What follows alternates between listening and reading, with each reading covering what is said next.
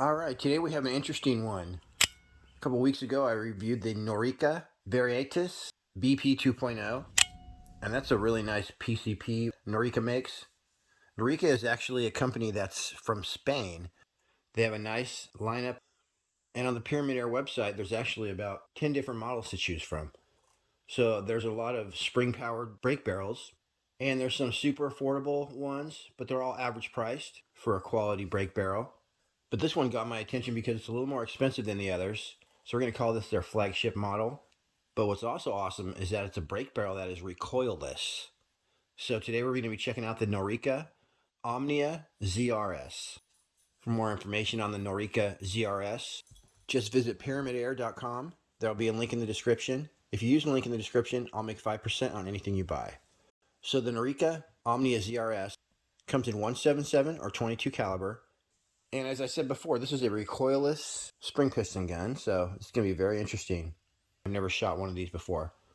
It says that NORICA Omnia ZRS is the first of its kind to be available on the global market. It delivers recoil-free operation that rivals the results available from a PCP airgun. What? It's going to be awesome.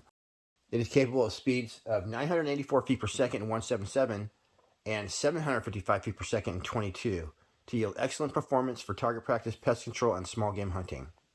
The heart of the ZRS is the system that allows the barrel to move independently of the rest of the airgun. That results in a stock that exhibits no movement from the effects of recoil, meaning the scope will not move or get damaged, and the rest of the airgun is easy to hold and control. So this means that you won't need any special shooting technique or a special hold to achieve maximum accuracy. That's great because I don't have either of those things. It says the NORICA Omnia ZRS offers a 2-stage adjustable trigger for a crisp and clean brake that is customized and repeatable. In addition, the textured ergonomic grip and butt pad provide comfort and control. Includes a hooded fiber optic sight and adjustable fiber optic rear sight to provide accuracy without requiring additional accessories. So that's awesome. Yeah, I'm probably going to have to shoot this with open sights. Comes with an 11mm dovetail optic rail for your scopes or other optics. As well, the cheek piece is height adjustable.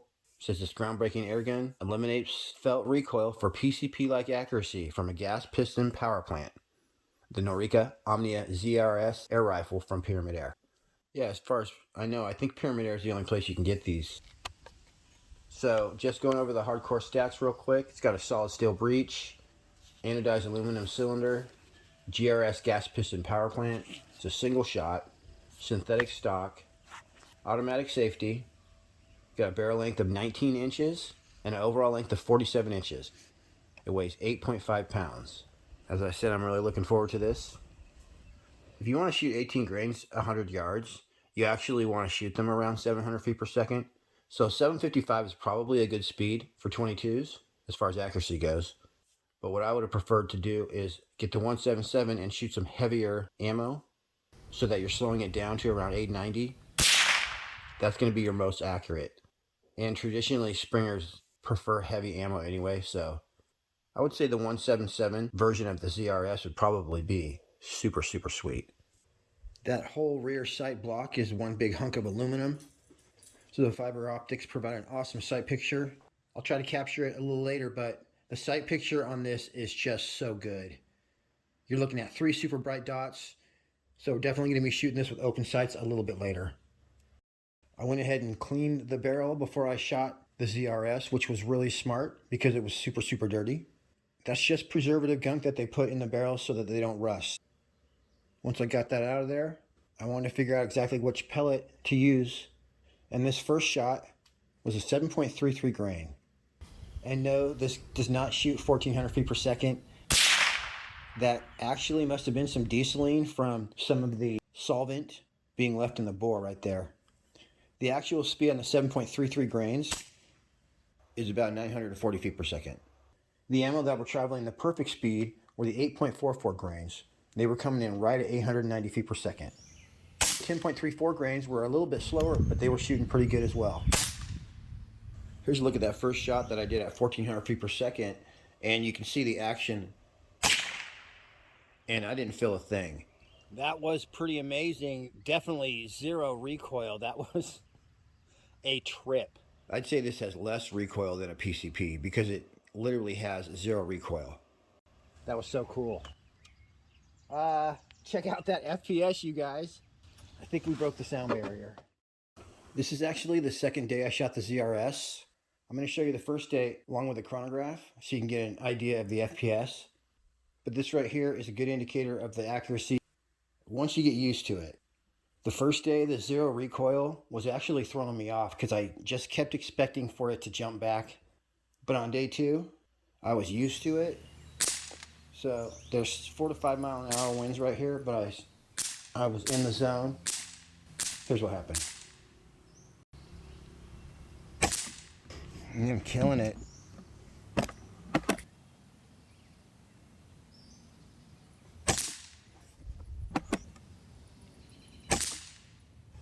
Same hole.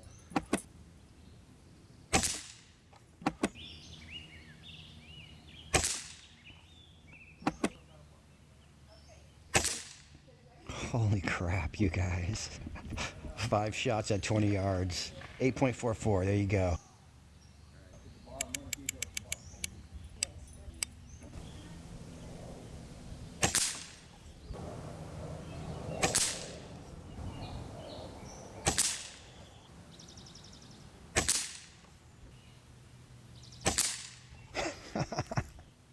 We are ready. The thing about this gun is that it's stable in the rest, in the rifle rest, but then you have that grip right there that you can also use to stabilize it. So you got multiple points to hold on and control the rifle. There's a lot more shooting to come in this video. I stretched it out to 32 yards in a little bit. 32 yards away. Close enough. But here's some shooting I did at 17 yards from the first day, along with the chronograph, just to give you an idea of how consistent the FPS is going to be on the ZRS. Once again, you guys, it was wigging me out, the 0 recoil thing on the first day, so this isn't the best shooting. But you can see, we got some good consistent FPS on this bad boy. Shooting 8.44 JSBs with a perfect pellet speed, 890 feet per second. It actually opened up a little bit at 35 yards to where I was getting nickel to quarter size groups. Then again, it could have been my shooting. That was from the first day. But the best way to enjoy the ZRS is back it up to basically 25 yards or under, and you can do some precision shooting like I'm about to do right now. This is some trick shooting I did at the 19-yard mark right there, right after I shot the one whole group with the 8.44 grain JSBs. Then about halfway through, I'm going to change it up to the 10.34 grains. Hades, actually. Got a little bit breezy. Let me warm up on these two.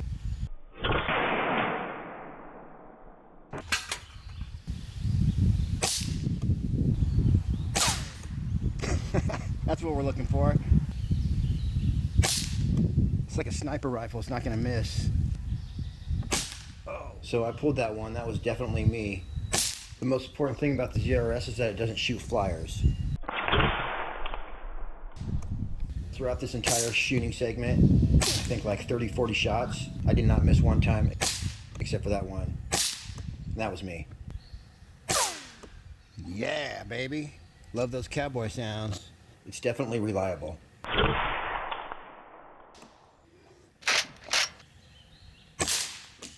Took out a little bit of the felt marker too.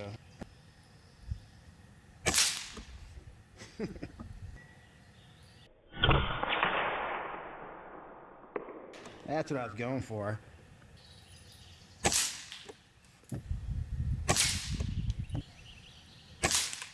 Yeah, that was a good one.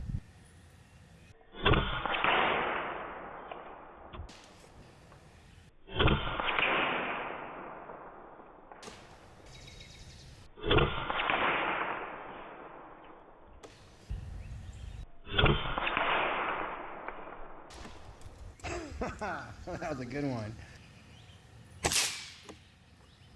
You guys see that Altoids container hiding back there?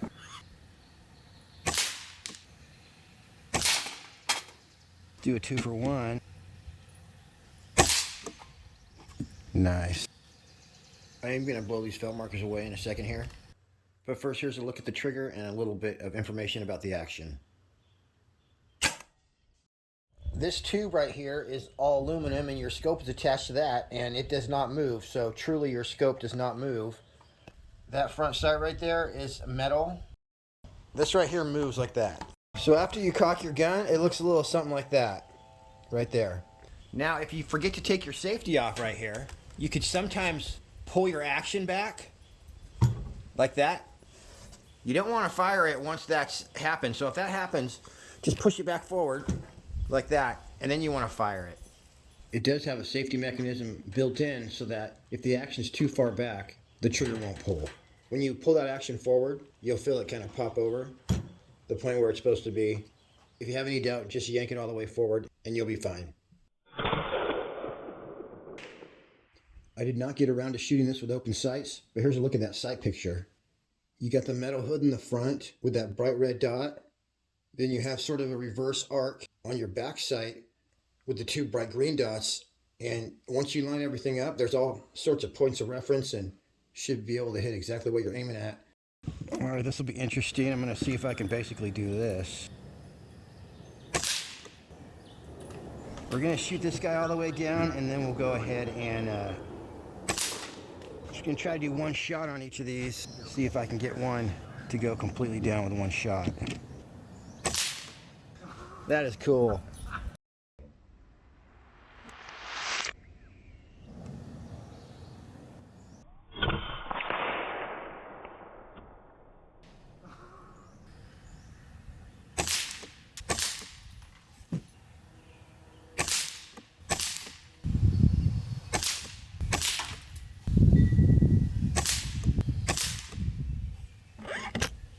My scope cam kept turning off when I was cocking the gun, but here's the rest of this.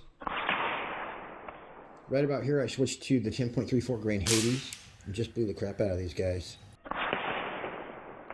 Like I said, I was getting a nickel 2/4 size group, but consistent when I stretched it over 30 yards.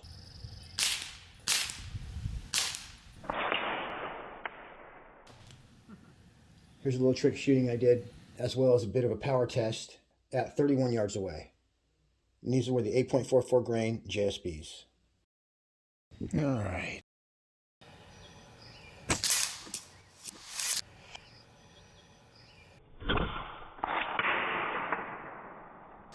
Wow. That was crazy. I've had pellets come back and hit me, or hit the tree next to me actually, from like 40 yards away, shooting golf balls.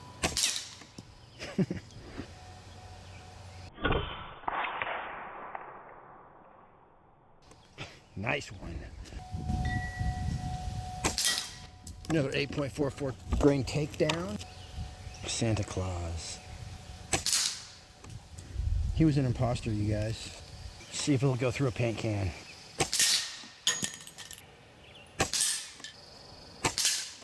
It did go clean through that paint can every single time I shot it, even when it was on the ground, so major power. Oh, man. Yeah.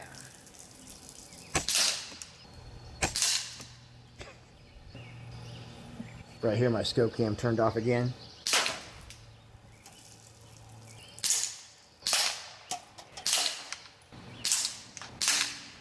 And then I turned it back on.